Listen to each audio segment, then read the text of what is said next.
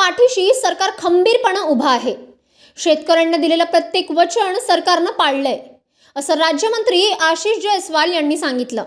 अधिवेशनाच्या पहिल्याच दिवशी ते नागपुरात बोलत होते। शेतकऱ्यांच्या बाजूने शासन खंबीरपणे उभा आहे।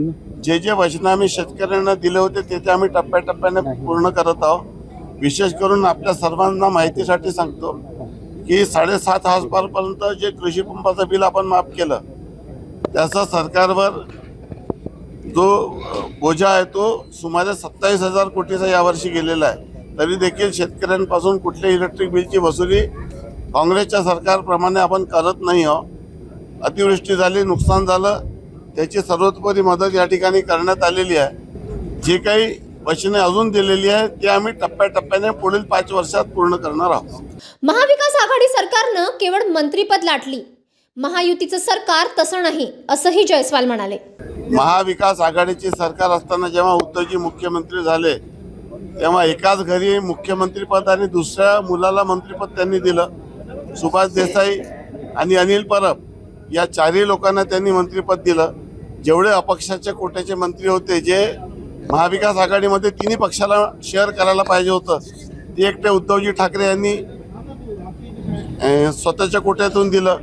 त्यामुळे अनेक लोकांवर त्या माध्यमातून अन्याय झाला आणि ही जी रिॲक्शन झाली 20 तारखेला, त्याच्यामागे त्यांनी घेतलेले हे चुकीचे निर्णय हे देखील कारणीभूत राहिले, हे प्रत्येकाला मान्य करावं लागेल।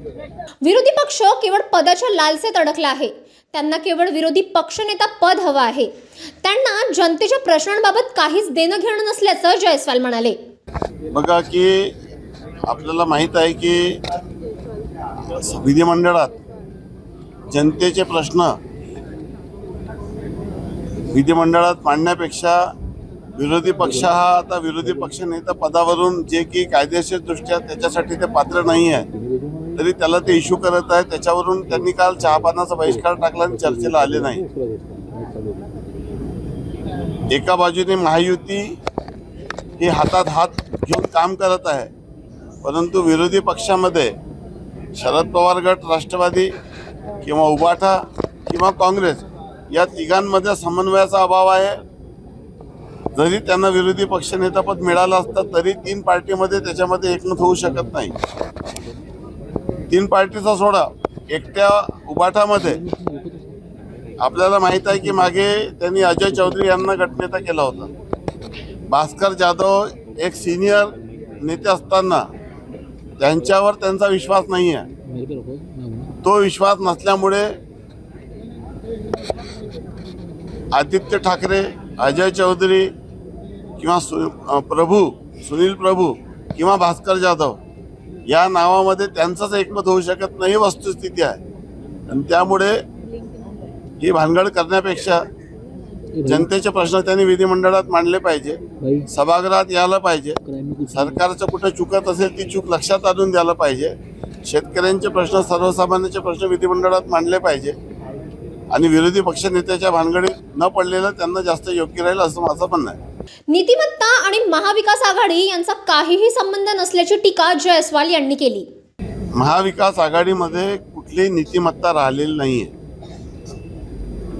एका बाजूने पूर्वी ते शिवसेनेचा पूर्ण आयुष्यभर विरोध करत राहिले की शिवसेना ही हिंदुत्ववादी पक्ष आहे, काँग्रेस सेक्युलर पक्ष आहे, आम्ही कुठल्याही परिस्थितीत त्यांच्यासोबत जाऊ शकत नाही। मग भारतीय जनता पार्टीचा विरोध करण्यासाठी काँग्रेस आणि शिवसेनेची आघाडी झाली, जी की कोणीही ॲक्सेप्ट करू शकत नव्हतं, कोणालाही ते मान्य नव्हतं आणि कोणीही विश्वास करू शकत नव्हतं। तशा पद्धतीची युती झाली। आता मनसेने ज्या पद्धतीने हल्ले केले होते त्यामुळे मनसेशी दुरावा ते ठेवत होते। सत्तेसाठी कुठल्याही पद्धतीची युती आणि आघाडी करण्यासाठी काँग्रेस आणि उबाठा हे करू शकतात आणि त्यांनी काही केलं याच्यात आश्चर्य मानायला नको। भास्कर जाधव हे काय आहेत हे सगळ्यांना माहिती असल्याचीही जयस्वाल यांनी नमूद केलं। आता भास्कर जाधव पूर्वी कशा पद्धतीने काय काय चर्चा झाली होती ते मला सांगायचं नाहीये, परंतु भास्कर जाधवनी आपल्या मनातली खतखत ही अनेकदा बोलून दाखवलेली आहे। जे पोटात आहे ते होटात अनेकदा आलेला आहे, तो लवकरच अजून येणार आहे। ज्या दिवशी आता गटनेता देखील ते भास्कर जाधवला करू शकले नाही, यापेक्षा भास्कर जाधवांचा मोठा अवमान होऊ शकत नाही.